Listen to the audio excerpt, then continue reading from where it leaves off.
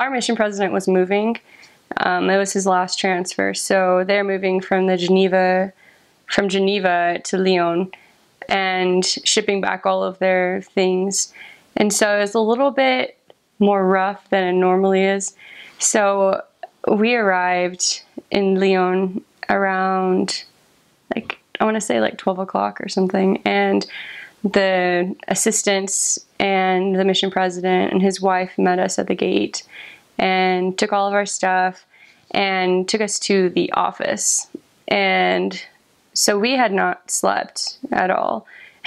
So we got to the office and he sat us down at a table and kind of just like told us a little bit about the mission and handed us out like these binders with our names on it with a bunch of different talks that are really essential for studying and just for the mission. And so he's telling us all of these things, but none of us had gotten any sleep.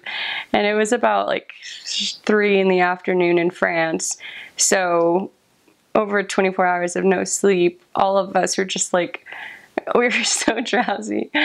And there is a couple of the elders from my district in front of me and stuff in this round table, and they're just like completely falling asleep. And the mission president like taps one on the shoulder and he's just like, yeah. Like, it was, and I was just like, I had a fit of giggles. It was really embarrassing and I just like couldn't stop.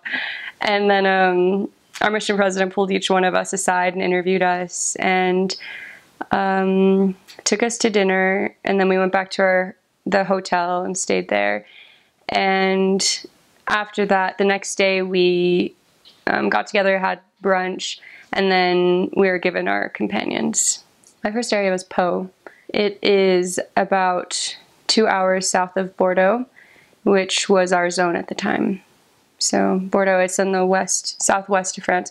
Pau is about, I want to say like 45 minutes away from Spain.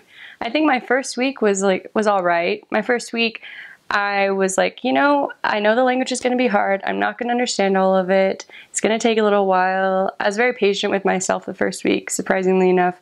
I think it was the second week that it kind of hit me that I was like, why am I not understanding everything? Like, why can't I contact someone? Why can't, you know, just all these questions.